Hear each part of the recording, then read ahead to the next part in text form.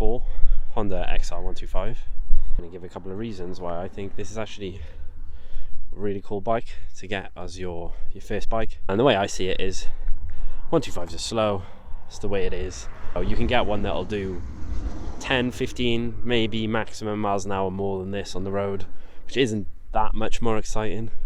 Get yourself one of these. It's pretty cheap, you know, it's Honda, same engine as a CG, goes on forever. You can, you know, go for a ride, explore places like this, which you would not be doing if you had, you know, some kind of sports bike, naked bike, etc. So I just think for a 125, it's a really cool option. Once I move on to a bigger bike, I've already done my mod 1, sorry, but I'm waiting for my mod 2 date. I'll be buying something more, you know, road orientated, because it'll be more fun going fast on the roads when I have a bike that's over 10 horsepower. But for now, this has been a really cool experience, and it's just great fun coming out somewhere like this. Obviously, if you don't, you know, live in Wales, you might not have the same stuff on your doorstep, but I just think it's a really good option. You don't hear much about an XR125. I'm not sure. You know, you see a few for sale. There's definitely some out there. They're not super rare or anything like that.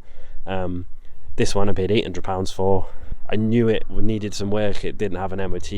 Failed on like fork seals and a few little bits and pieces. Did the fork seals, changed the tyre, all that stuff. Was going to just stick a new chain and sprocket on it.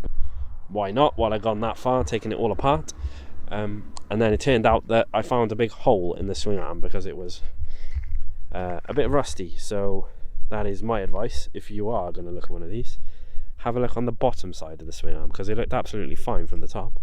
And then the bottom half of it was just completely knackered. So no, it's not a full-on off-road machine. It hasn't got that much suspension travel, and as you can see, the tyres that I have in it, which are the Pirelli MT60s, which is why it comes as standard tyre, they're not fully off-road, but I didn't want something that was going to be awful on the road, because I do use it for, you know, work, back and forth to work, and going out with rides on with my friends. It's bloody raining on this supposedly dry day. Anyway, right, so enough of that. Let's crack on. So, yeah, it's time to finally get a bike. Always wanted one for a bit. I guess midlife crisis in my 30s, decided I'll be a lot cooler if I have a motorbike, which obviously I definitely am now. Did a CBT. Bike was not roadworthy when I bought it, so it took me a bit of waiting around for some parts, the swing arm, much of this year. So about 6 months ago that I had the bike MOT'd, and I've been riding it since.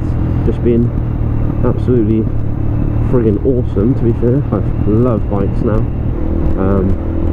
Like today, just got a spare day, got a day off, kids are in school, just crack on and go for a ride. I decided to get XR125.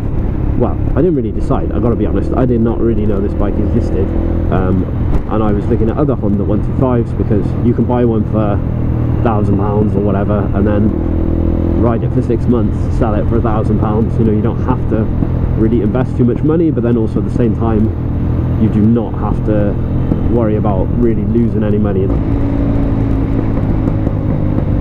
It's just, that was awful. Going downhill around corners, it's my weakness at the moment. Got the feel for most of riding, but going downhill around the corner, I don't know what it is. My brain just freaks out about it. I feel like I'm going too fast just because I'm going downhill. I don't know. I'll get over it. But a lot wetter than I expected, to be honest. It was not supposed to be raining much today, so hopefully you can see what's going on.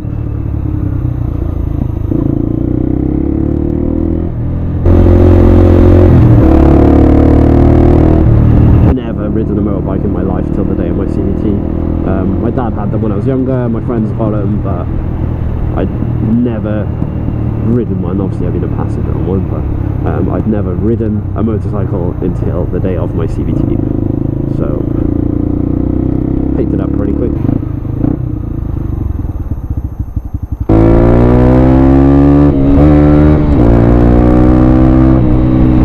No idea where I'm going, what the objective is. I'll just go have a ride. And I can just go up a mountain and see a gravel road or whatever and just go, oh, let's go down here, what's down here, you know?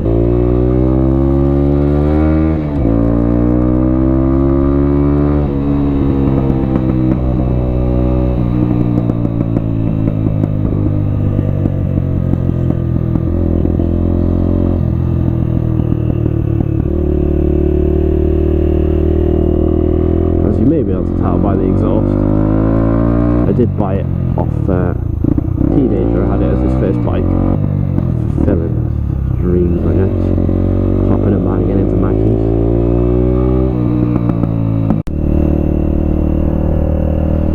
So I've done a bit of everything on this bike really since I got it.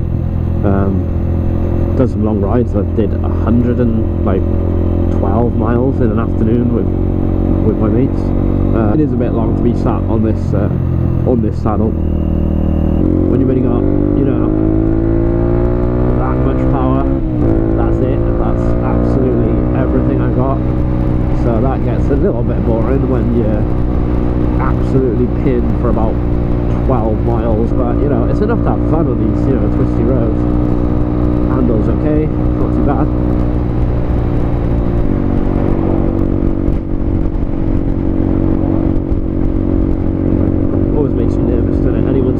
Near a road in high base, you're like, fuck the cops.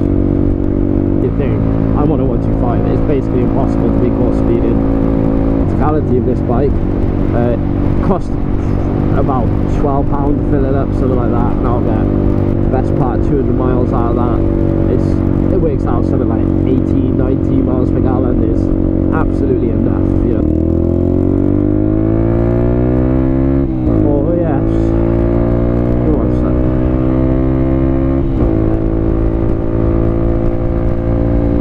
There is something to be said about having a vehicle that you can basically go 100% flat out as fast as it can possibly go without ever really being too fast or breaking any speed limits practically.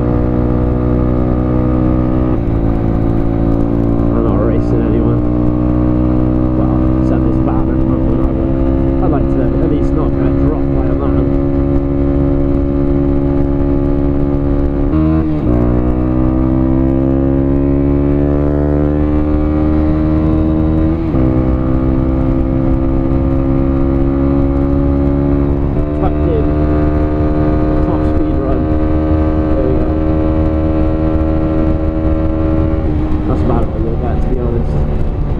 Get a bit over 60. Yeah. Well, when I got it, the speedo didn't work. The cable was fucked. I had to just ride it with my phone on the holder with the GPS thing.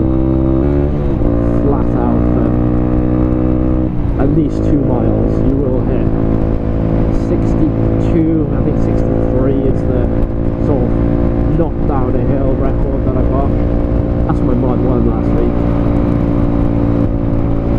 A couple of days before that, every time you ride past a cone, you're like, oh my god, cones are my worst enemy. But mod 1 first time, no minors or anything. Slalom, done the figure of 8. As soon as I nailed that U-turn and pulled it in well within the line, I was like, oh, I got this. Yeah, I got it. The high speed stuff is it's not that hard really. The slow stuff, it feels like, well, it's slow, you know, you can lose your balance pretty easily, so it's just got to be that one time on the test is when you just go a little bit wobbly and you put your foot down and then bam, failed. Whereas like the high speed stuff, I feel like once you got the knack for that, you just got to do it. I was very much like, I don't want to be doing this again. I don't want to go too slow.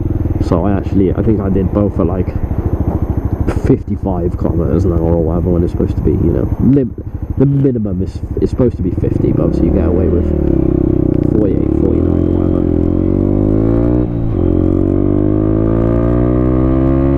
But unfortunately, I have about another 6-7 weeks till my mod 2, which is a bit annoying. I thought when I did the mod 1 it was going to be like a couple of weeks in between, but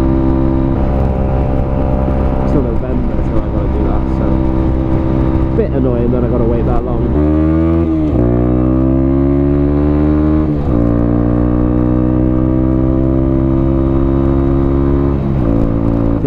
good thing about getting a 125 is waiting around at the moment. You know, I had to book my theory test for a month in advance, and then I had another month and a half gap or something to my mod 1. Now I've got another 7 weeks till my mod 2.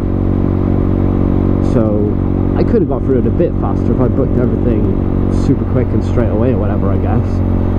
But I have had this bike to ride, and I've got experience, 1,000 or more miles or whatever. Road's closed, not for me. For a couple of months you are bored of a 125 and you want something else. But it's still taken me, you know, a couple of months. Theory test at the end of July, I think it was, and then, you know, it's September before I'd done my mod 1. Now it's going to be November for me to do my mod 2. So even if I'd booked my theory test straight away after my CBT or same time or whatever, I still would have had, you know, at least a couple of months of having nothing to ride. Whereas having this, I've been out riding.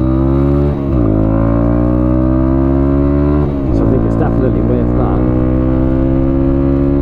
Ooh, sheep.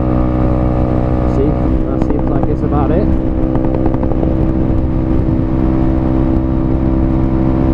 Let me know what you think. What 125 did you have? What 125 have you got?